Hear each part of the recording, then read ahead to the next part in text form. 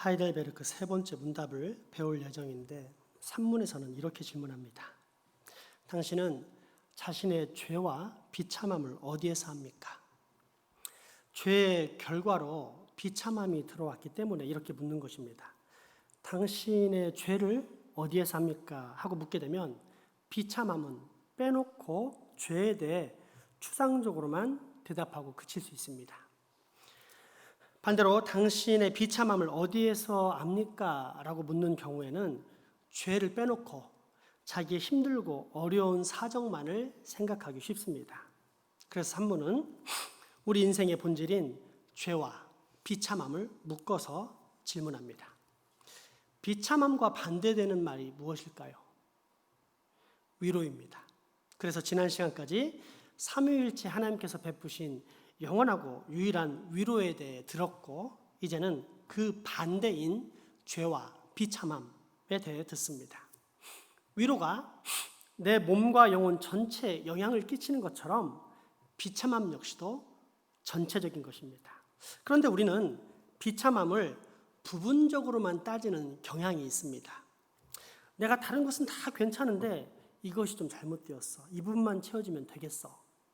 이 부분이란 건강이 될 수도 있고 경제가 될 수도 있고 진급이 될 수 있고 또 자식의 문제가 될 수도 있습니다. 아무튼 자신이 그렇게까지 비참하지는 않다라고 생각하면서 대신 어느 한 부분 그게 좀 아쉽다, 불쌍하다라는 정도의 연민을 느끼는 것이 비참에 관한 우리의 생각입니다. 그러나 여기에서 말하는 비참함은 전체적인 것입니다. 삼위일체 하나님의 위로가 몸과 영혼 전체에 미치는 것처럼 이 땅을 살아가는데 이 땅에서 주는 죄가 역시 우리의 몸과 영혼 전체에 미친다라는 사실입니다. 즉 살아서나 죽어서나 몸과 영혼의 전체적인 위로를 갈망하는 사람은 자기의 존재 전체가 비참한 상태에 있음을 깨닫게 된다는 것입니다. 사도 바울은 오늘 본문에서 그런 비참한 존재가 누구냐? 다름 아닌 우리 인생, 바로 나 자신이다 라고 고백합니다. 로마서 7장 23절에서 24절 말씀입니다. 내 지체 속에서 한 다른 법이 내 마음의 법과 싸워 내 지체 속에 있는 죄의 법으로 나를 사로잡는 것을 보는도다. 오라 나는 공고한 사람이로다. 이 사망의 몸에서 누가 나를 건져내랴. 아멘. 즉 우리의 존재 자체가 비참하게 되었다는 말입니다. 이 비참함은 다른 나라로 쫓겨가서 사는 사람이 겪는 고통을 의미합니다. 이 사람은 더 이상 갈 곳이 없습니다. 힘이 없어 나라를 빼앗기고 자유를 박탈당해 강대국에 의해서 그 자유가 좌지우지되기에 그의 고통은 이루 말할 수 없이 비참한 것입니다. 우리나라가 일제 식민 지배를 받던 시대에 이처럼 나라 잃은 고통과 서러움, 비참함의 마음을 잘 표현한 시가 있는데 김소월 씨가 번역한 당나라 시대 중국 최고의 시인이라 불리는 두보의 봄, 춘망이라는 시입니다. 제가 읽어드리겠습니다. 봄, 춘망, 봄을 고대하며 이 나라은 부서졌는데 이 산천, 여태 산천은 남아있더냐.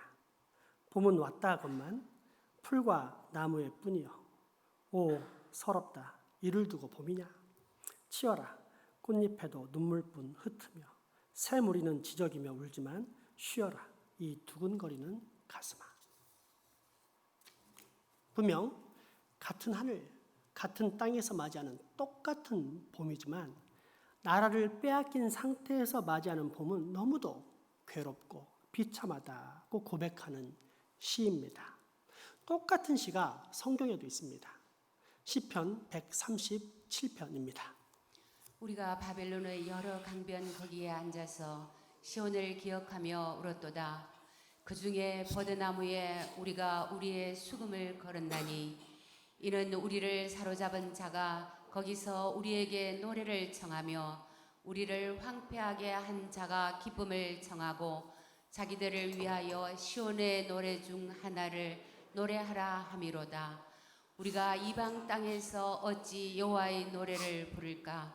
예루살렘에 내가 너를 잊을진대 내 오른손이 그의 제주를 잊을지로다. 내가 예루살렘을 기억하지 아니하거나 내가 가장 즐거워하는 것보다 더 즐거워하지 않을진대 내 혀가 내 입 천장에 붙을지로다. 여호와여, 예루살렘이 멸망하던 날을 기억하시고 에돔 자손을 치소서. 그들의 말이 헐어버리라 헐어버리라 그 기초까지 헐어버리라 하였나이다.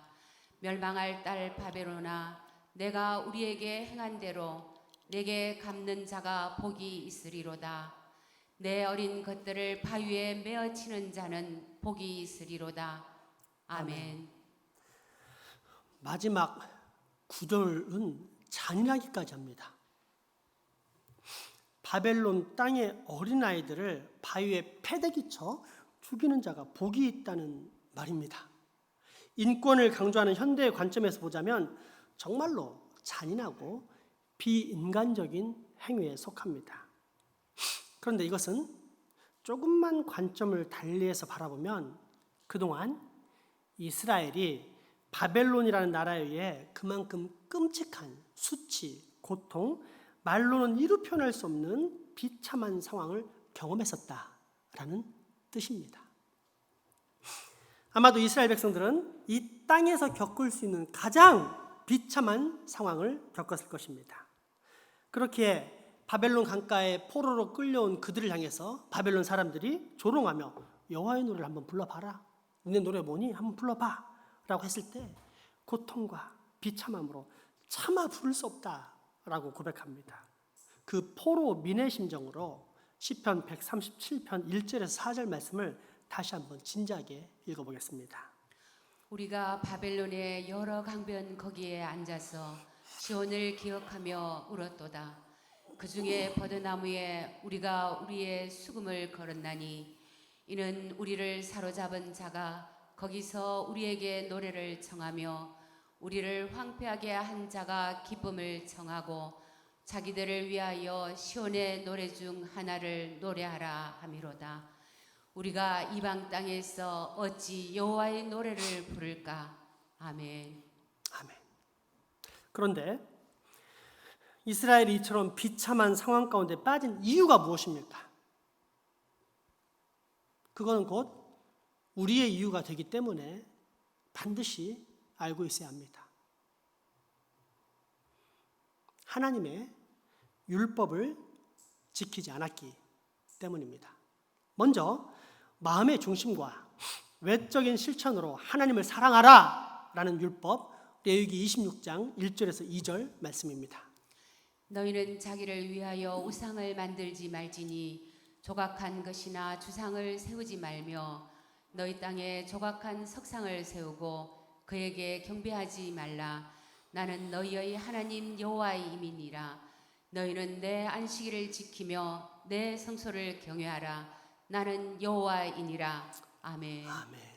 이후에 주님은 이런 여호와 하나님의 율법을 지키면 받게 될 복을 말씀하시는데 그것이 레위기 26장 3절에서 13절까지 말씀입니다. 너희가 내 규례와 계명을 준행하면 내가 너희에게 철따라 비를 주리니 땅은 그 산물을 내고 밭의 나무는 열매를 맺으리라.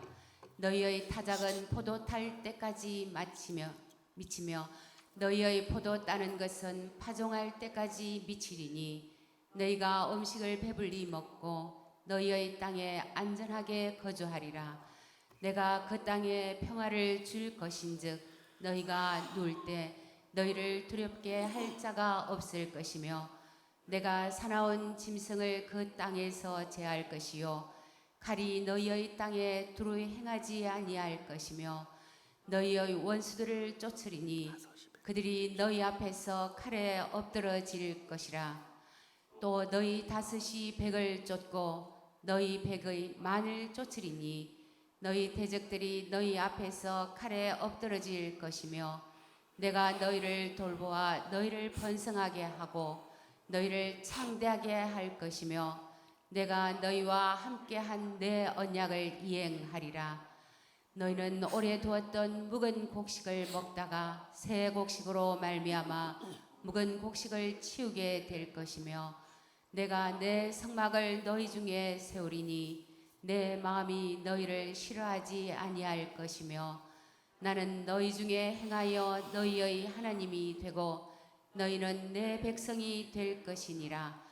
나는 너희를 애굽 땅에서 인도해내어 그들에게 종된 것을 면하게 한 너희의 하나님 여호와이니라. 내가 너희의 멍에의 빗장을 부수고 너희를 바로 서서 걷게 하였느니라. 아멘. 이것이 하나님께서 우리에게 약속하신 복입니다. 그러나 만약 하나님의 이 율법을 무시하거나 간과하면 주님은 그 불순종에 대해서 돌이킬 수 있도록 세 가지의 징벌을 경고하시는데 그것이 14절 이하에 나오는 나머지 구절에 말씀드립니다.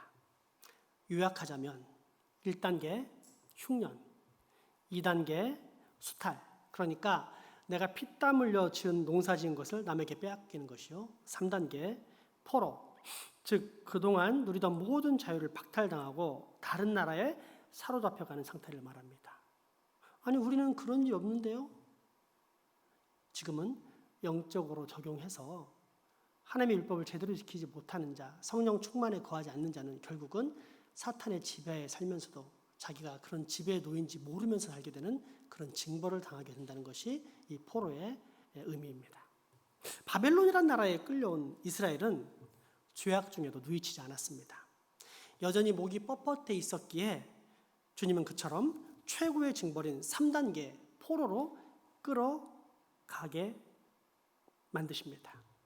이때 이스라엘은 수천 킬로를 목과 손발이 묶인 채 짐승처럼 끌려왔으니 그 비참함이 얼마나 컸겠습니까? 여러분 400km, 여기에서 서울까지 목과 손발이 묶여서 끌려가도 살고 싶은 마음이 없을 것입니다. 그런데 바벨론까지 거리는 직선거리로 1800km입니다. 그 수없는 거리를 끌려갔을 때 그 비참함이 과연 어땠을까요? 그럼에도 불구하고 이러한 모든 것들은 당연한 결과일 뿐이요, 이 모든 결과들의 원인은, 근원은 따로 있습니다. 이 모든 비참한 현실들은 바로 본질적인 비참함에서 비롯된다는 것입니다. 그것이 무엇이며 어디입니까? 인간의 타락이 시작된 곳, 하나님과의 관계가 깨어진 곳, 에덴 동산의 아담과 하와의 불순종입니다. 세계 최고의 갑부가 있었습니다. 삼성이나 현대는 비교 자체가 안 되고, 빌 게이츠나 아마존의 베조스, 투자의 규제, 워렌 버핏 등 세계 10위권 재산 순위의 사람들을 다 합쳐도 감히 바라보지도 못할 정도의 엄청난 부자입니다. 그런데 이 부자가 어느 날 길거리에서 한 청년을 불쌍히 여겨 자기 집으로 데려옵니다. 그러면서 후계자 수업을 받게 하고는 집안의 모든 것을 마음껏 사용하도록, 누리도록 합니다. 그리고는 한 가지 약속까지 합니다. 굳게 합니다. 내게 초등학교 다니는 어린 딸이 하나 있는데 자네가 내가 시키는 모든 일에 신실하게 순종한다면 딸이 대학을 졸업하는 순간 자네와 결혼시키겠네. 더불어 내 모든 재산을 자네에게 물려주겠네. 이 얼마나 큰 횡재입니까? 그날부터 청년은 라헬을 얻는 야곱처럼 신나고 기쁘게 주인이 시키는 모든 일을 다 감당했습니다. 그렇게 세월이 흐르던 어느 날 학교에 다녀온 장차 예비신부 어린 딸을 만나게 되었는데 어린 딸이 아니었습니다. 어느새 고등학생이 되어서 다 큰 처녀가 되어 있는 것입니다. 순간 정욕이 끌었고 이내 자기 합리화의 생각에 이르게 됩니다. 그래, 어차피 내 여자가 될 사람인데 미리 사랑을 나누면 어때? 요즘 시대는 혼전 동거가 트렌드잖아. 결국 내 사람이잖아. 물론 대학을 졸업할 때까지 기다릴 수도 있어. 하지만 그러다가 주인이 많이 바뀌어서 나보다 더 뛰어난 사람 발견해서 다른 사람에게 주면 난 뭐가 돼? 그러니 이번 기회에 아예 도장을 콕 찍어버리자. 그렇게 강제로 소녀를 겁탈해버렸습니다. 후에 이를 알게 된 주인은 대노하면서 청년을 집에서 내쫓았습니다. 물론 죽일 수도 있었지만 그동안의 정 때문에 죽이지는 않고 내쫓아버린 것입니다. 자, 그렇다면 이때부터 세계 최고의 갑부와 청년의 관계는 어떻게 됩니까? 그래도 한때는 장인과 예비 사위였으니 우리 과거에 있고 서로 친하게 지내자라면서 별 문제없는 관계가 됩니까? 아닙니다. 서로 철천지 원수 지간이 될 뿐입니다.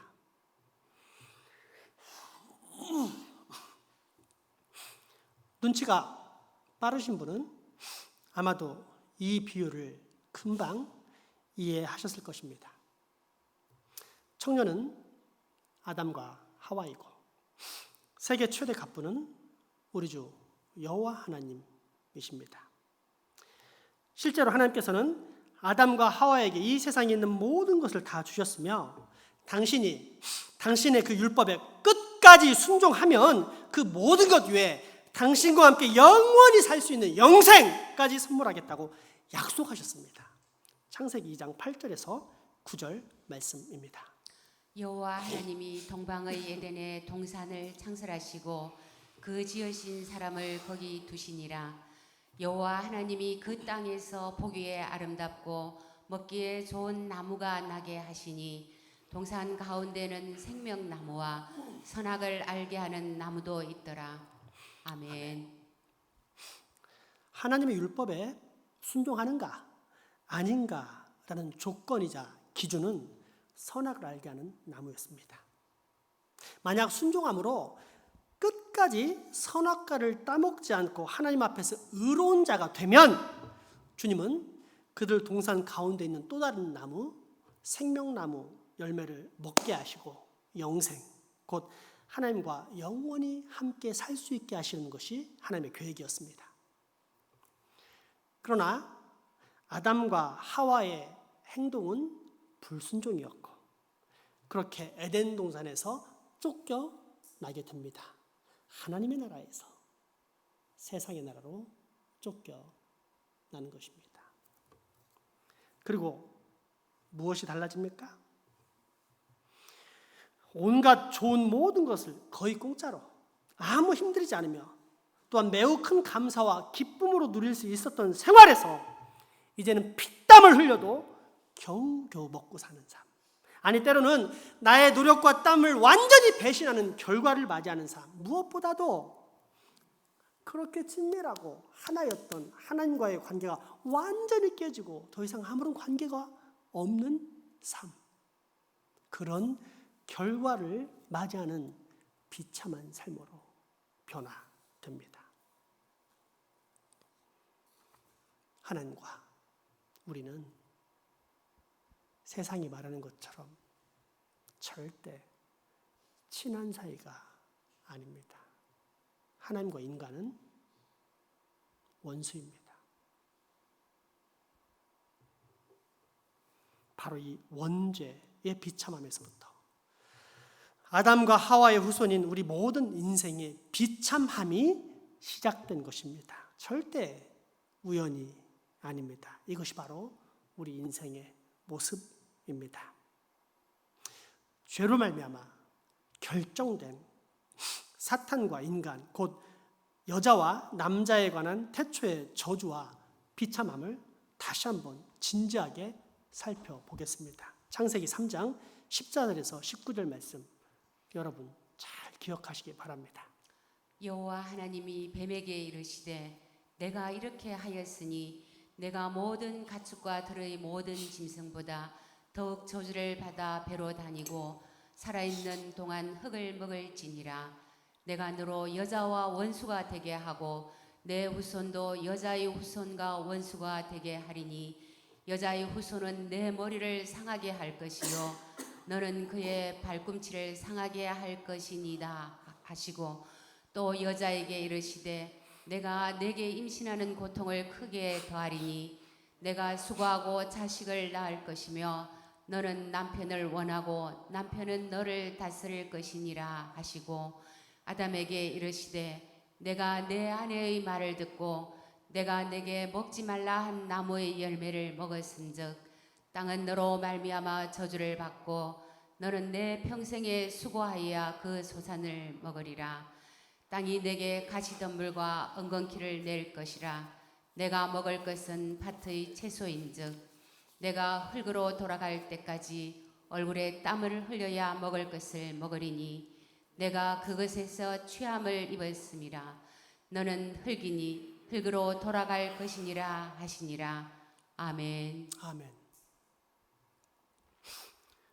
그러나 이러한 명백한 사실, 곧 진리를 세상 사람들은 전혀 모릅니다.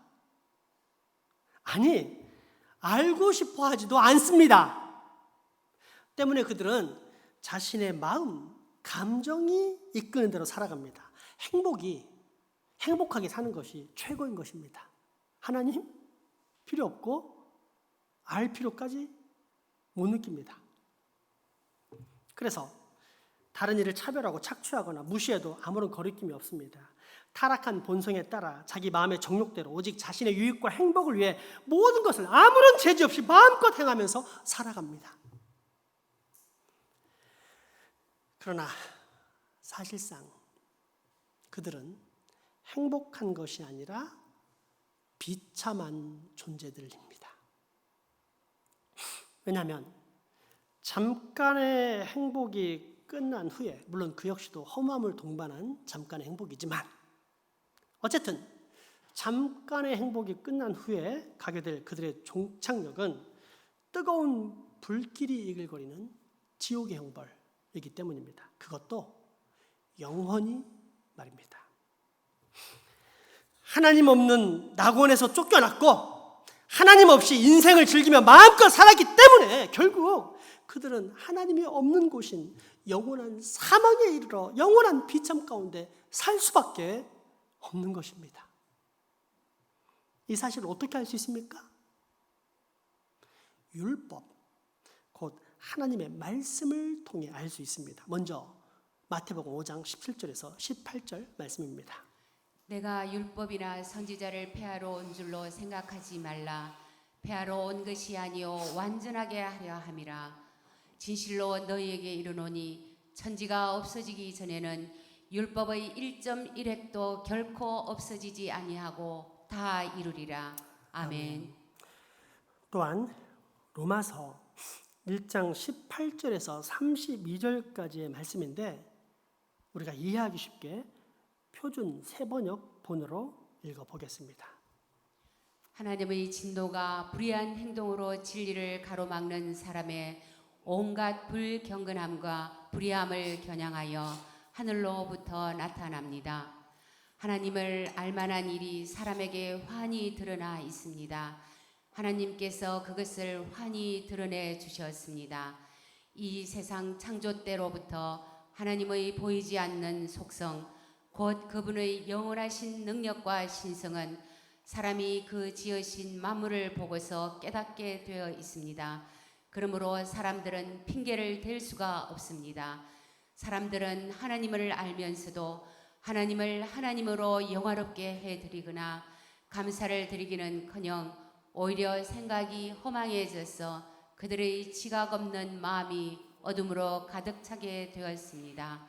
사람들은 스스로 지혜가 있다고 주장하지만 실상은 어리석어서 섞지 않는 하나님의 영광을 썩을 사람이나 새나 네 발 달린 짐승이나 기어다니는 동물의 형상으로 바꾸어 놓았습니다. 그러므로 하나님께서는 사람들이 마음의 욕정대로 하도록 더러움에 그대로 내버려 두시니 서로의 몸을 욕되게 하였습니다. 사람들은 하나님의 진리를 거짓으로 바꾸고 창조주 대신에 피조물을 숭배하고 섬겼습니다. 하나님은 영원히 찬송을 받으실 분이십니다. 아멘. 이런 까닭에 하나님께서는 사람들을 부끄러운 정욕 속에 내버려 두셨습니다. 여자들은 남자와의 바른 관계를 바르지 못한 관계로 바꾸고, 또한 남자들도 이와 같이 여자와의 바른 관계를 버리고 서로 욕정에 불탔으며 남자가 남자로 더불어 부끄러운 일을 하였습니다. 그래서 그들은 그 잘못에 마땅한 대가를 스스로 받았습니다. 사람들이 하나님을 인정하기를 싫어하므로 하나님께서는 사람들을 해서는 안 될 일들을 하게 타락한 마음자리에 내버려 두셨습니다. 사람들은 온갖 불의와 악행과 탐욕과 악의로 가득 차 있으며 시기와 살이와 분쟁과 사기와 저기로 가득 차 있으며 수근거리는 자요, 중상하는 자요, 하나님을 미워하는 자요, 불선한 자요, 오만한 자요, 사랑하는 자요, 악을 꾸미는 모락꾼이요, 부모를 거역하는 자요, 우매한 자요, 신의가 없는 자요, 무정한 자요, 무자비한 자입니다. 그들은 이와 같이 일을 하는 자들을 죽어야 마땅하다는 하나님의 공정한 법도를 알면서도 자기들만 이런 일을 하는 것이 아니라 이런 일을 저지르는 사람을 두둔하기까지 합니다. 아멘. 이 외에도 수많은 율법이 있지만 여기까지만 소개하겠습니다. 오늘 설교의 핵심은 이것입니다. 만약 율법, 하나님의 말씀이 없었다면 구원받은 우리 역시 지금쯤 세상의 모든 사람들처럼 하나님 없이 살다가 이내 짐승처럼 되어버리는 비참함 가운데 놓여 있었을 것입니다.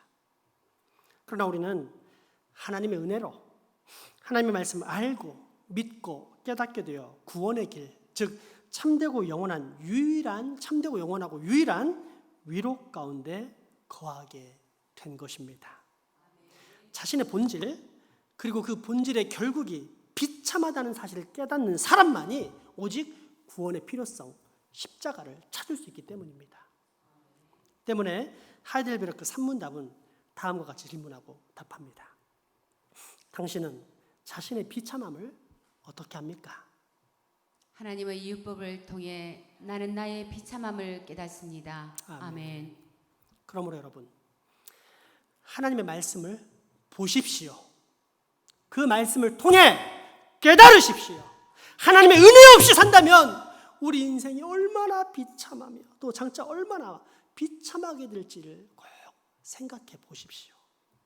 율법에 비추어 내 자신이 얼마나 죄악과 비참함으로 가득 찬 존재인지 확인해 보십시오. 그때 비로소 우리는 우리를 구원하신 예수 그리스도의 저 십자가 보혈의 능력이 얼마나 대단한지를 알 수 있습니다. 또한 그러한 구원의 은혜를 베풀어 주시는 하나님의 은혜가 얼마나 놀라운지를 깨달을 수 있습니다. 나아가 종국에는 우리에게 그러한 구원의 은혜를 베푸신 하나님 아버지의 그 놀라운 사랑을 더욱더 큰 확신 가운데 붙잡고 살 수 있게 됩니다.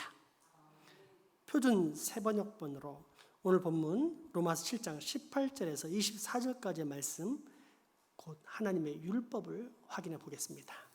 나는 내 속에 곧 내 육신 속에 선한 것이 깃들어 있지 않다는 것을 압니다.